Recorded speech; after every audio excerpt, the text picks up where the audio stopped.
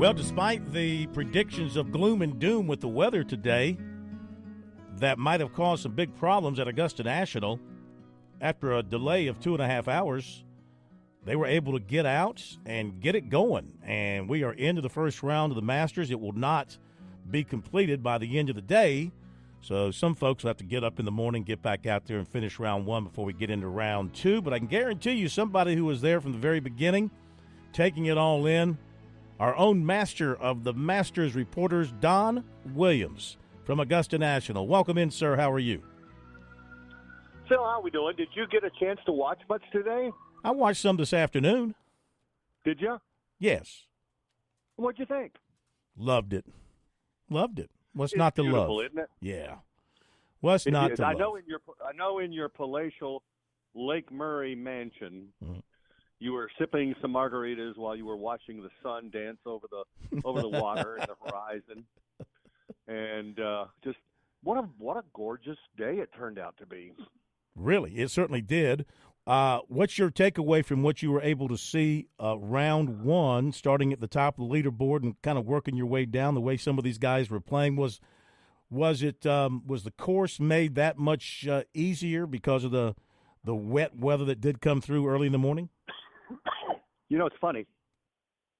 I didn't think it was going to be because there wasn't that much rain. Not what they were thinking. But then this morning, the scores were really good, really early, and that included Bryson DeChambeau, who got out with birdies on 1, 2, and 3, and is probably going to be your overnight leader since he's at 7. One of the early groups, and certainly I do think that the earliest tee times today had the best of it.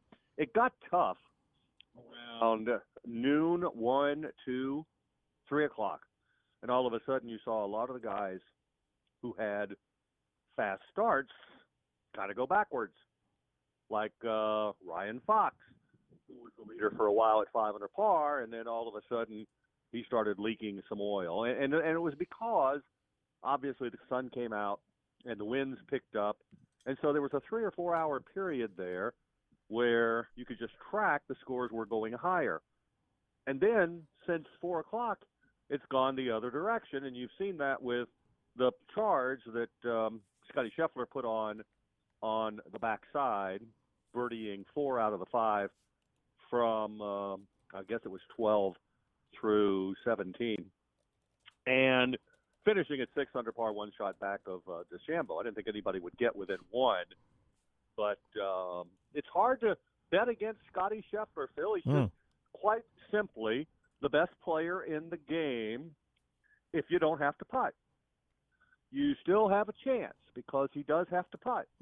But as far as fairways and greens, there's nobody close to him right now. Well, he's had a great start to this season, playing with a lot of confidence. But DeChambeau, I mean, here's a guy that, of course, was on top of the world, and then he leaves, joins Live Golf, and he's on top of the world there because he's got all the money in the bank. I heard him being interviewed afterwards, and he talked about how great his life is, his family life, and so he doesn't have to worry about his next nickel.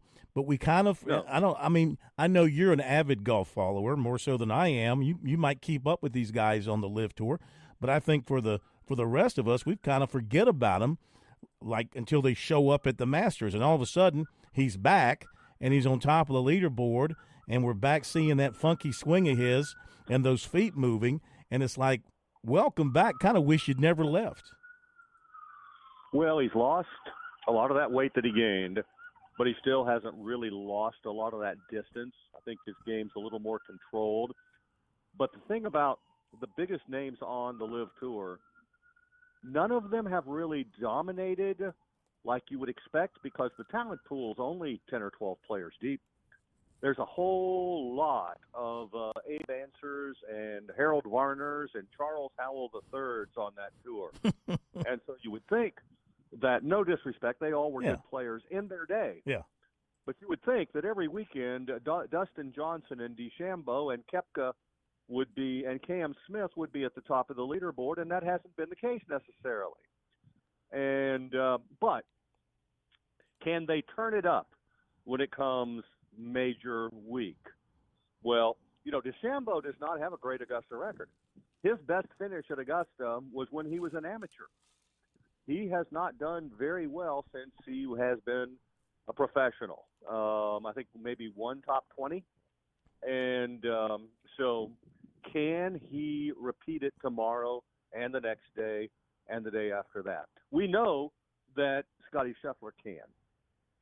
So, I'm not going to be one of those guys who say, okay, this thing's over. Scheffler is the best player in the world, and he had the best round today other than Bryson, who doesn't have a great track record here. So Scheffler's just going to go on and shoot a bunch of 68s and win by 5. That very well could happen. But it's still Augusta, and tomorrow does promise to be maybe the most challenging day because we're going to have sunshine. We're going to have a lot of wind tomorrow. We're not supposed to have much of it on Saturday and Sunday.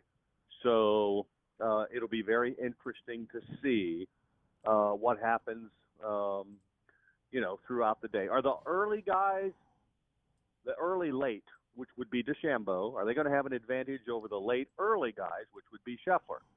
Well, they might need it because Scheffler is just that good. So it'll be interesting to see what happens.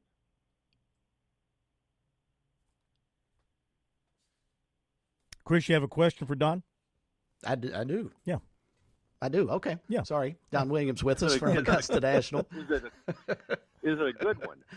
I'm sure it is. That's debatable. That's for you to decide. Yeah, okay. But peeling back the onion a little further on Bryson, Donna saw a stat this afternoon that this round -7 was actually 17 shots better than his combined first rounds the last 3 years at Augusta.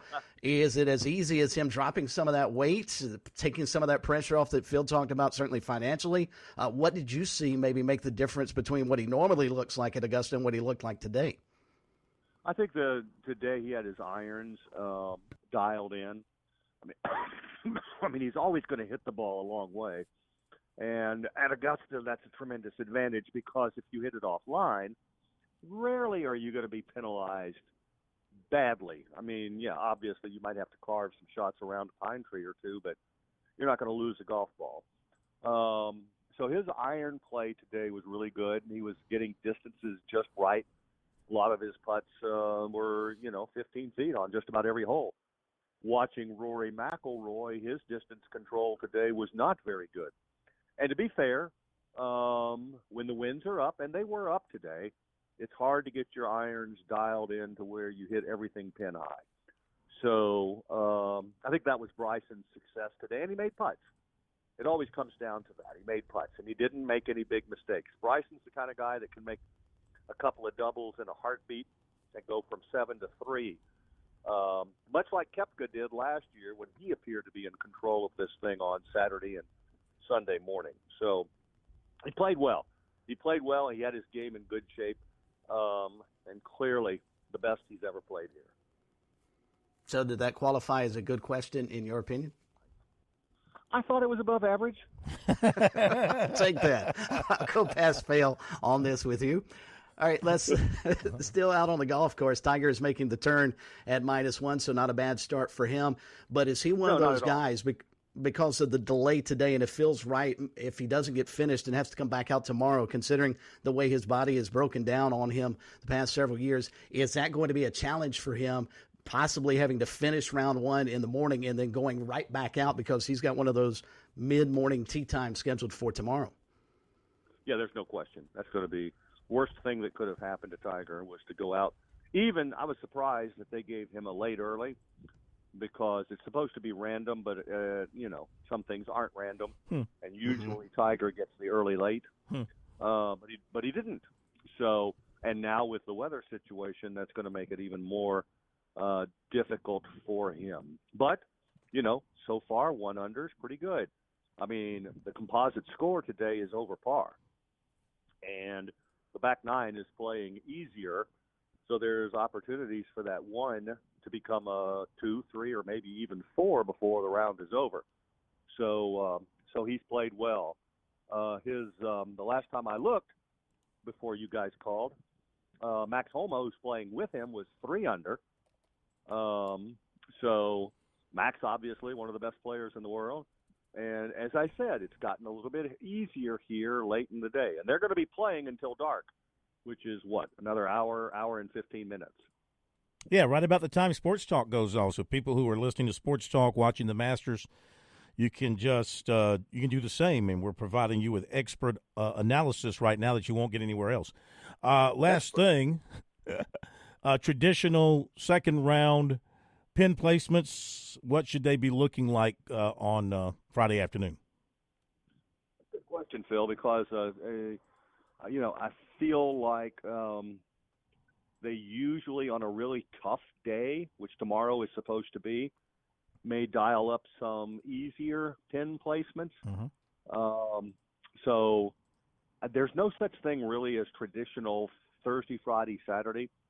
There are many traditional Sundays, but the first 3 days can be mixed and matched. You don't know on Friday that you're going to see this pin, for example. So will they give them a bit of a break with some of the pin placements tomorrow? That'll be one of the things I'll be interested to see once those pin sheets come out, which won't happen, of course, until the first round is over, which they're still going to have a good hour and a half tomorrow morning. I would assume they'll start about 7:30, and the first round won't officially end till probably about 9 o'clock in the morning. I tell you what, they'll probably start getting round 2 underway while round 1 is still going on. So I think their goal is to try to finish round 2 tomorrow. Yeah. All right. Tell you what, though, you got to tip your cap to the to the patrons at the Masters at Augusta National, despite the weather threat and everything else. From the very start this morning, from the traditional tee off of the three great men to the very first golfers off the tee, the place looked like it was packed. The fairways were lined, the greens were surrounded. People aren't going to miss it. If it's open up and they can get inside the gates, they're going to be there. That's exactly right. I saw the traffic. I saw everybody was a little bit late getting there this morning because, of course, the gates didn't open until 9:30, so a little bit late traffic jam. But, yep, they were there. And they'll be there tomorrow, and so will you, and we'll have you back with us tomorrow night. Don, as always, we appreciate it. Have a great night. Thank you, Don. All right, thanks, Phil. Don Williams, the master of all Masters reporters, and he's exclusive. I think he's exclusive to Sports Talk. Better be. Oh. Paying him all that money. Better be just for us. You get a good question. I just got it above average. He's never said that. See, that he must be slipping. He's never said I ask a good question. So I think he's slipping in his old age.